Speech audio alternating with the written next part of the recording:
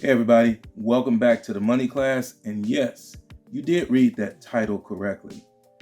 Don't invest in real estate. Do this instead. And I say that not because I'm against real estate at all. Full disclosure, I've been a licensed real estate agent since 2008. So that's 15 years of experience. I've seen and assisted people in making a lot of money in real estate. But at the same time, I've seen far more people lose in real estate for some of the reasons that I'm getting ready to lay out for you. So let's say you are interested in investing in real estate and you find a house that probably looks something like this and it needs a little work and it's $300,000, but it has an after repair value of $500,000. That is a $200,000 equity spread.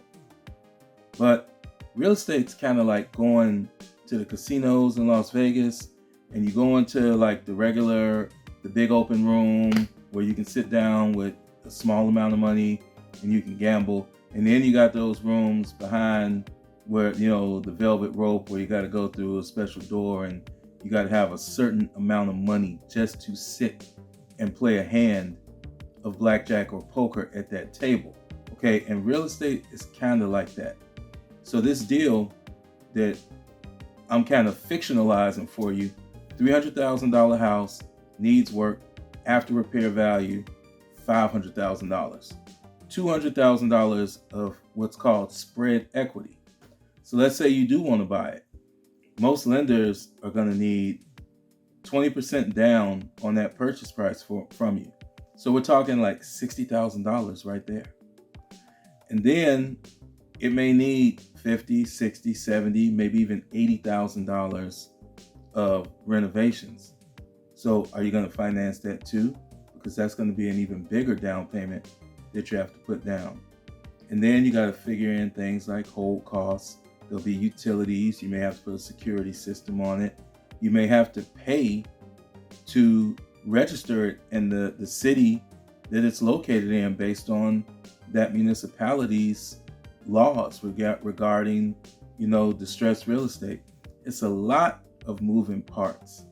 And I've seen so many people go into it and somehow they beg, borrow, and steal enough money to maybe get a down payment. They don't have enough themselves. They go use all these alternative resources to try and get a down payment.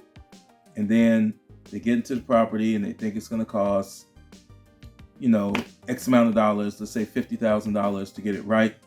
But it's really $100,000 because all of these unforeseen things started happening when they took the sink out or tore out that wall, in the dining room, and they weren't ready. And if you ask them what their plan was, they'll say, I'll figure something out. Folks, I'm just telling you right now, when it comes to people going, to go see their favorite team play on the road, I'm a Chicago Bears fan. I know Chicago Bears got stomped this weekend, but if I wanted to go see the Bears play in Nashville when they go on the road to say play against the Titans, I'm going to have a plan for transportation, for hotel, food, tickets for the game, before and after parties, the whole nine. People make plans for things like that they're interested in doing. Many times people don't make a plan for that.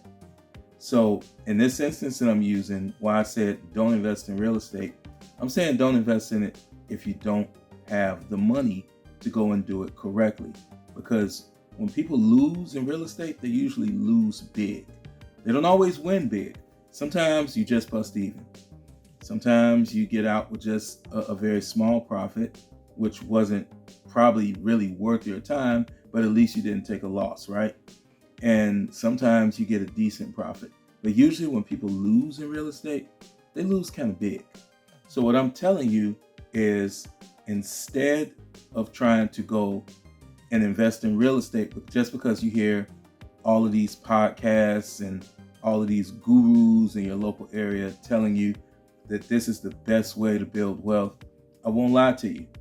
It is a way to build wealth, but there's many other ways that may suit you better right now. Just maybe just maybe, you are really good with video editing and you got great tech skills. Well, take that $5,000 that you have, because that's not enough to typically invest in real estate in lots of markets. It may be enough in a few markets, but very many markets that's not going to get it done. Take that money, go and purchase you the type of equipment that you need to monetize that skill that you have. Start to make money with that skill, put that money away, put it in a vehicle where it's going to grow, like possibly a high yield savings account or something to that nature, but put it somewhere where it's going to grow. And then once it's grown enough, then you can go and become a real estate investor. And that's just one example, whether you got tech skills, you might be a great landscaper, you might be a great event planner. There's tons of things that people can do where if they're looking to become a real estate investor, they can do it, but you got to do it the right way, because doing it the wrong way is usually going to lead to a lot of heartache, some financial ruin, and just some really hard lessons to learn. So I'm telling you to avoid all of that and not to become a real estate investor unless you are financially ready with the resources that you'll need to be successful at it. It takes a lot of money to be a real estate investor, okay? I'm not talking about a wholesaler, I'm not talking about, and for those that don't know, a wholesaler is a person that just gets a property under contract and then tries to sell the contract. I'm talking about where you actually get that property, whether it's buy and hold or fix and flip, and you close on it and you own it and you renovate it to resell it, or you lease it out to make a monthly profit, whatever your plan is. But that's an actual real estate investor, okay? And that usually takes a significant amount of money, and having really good credit helps too, which you'll get tips on how to do that on this channel as well. So just wanted to paint that scenario for you guys. Take the skills that you already have, okay?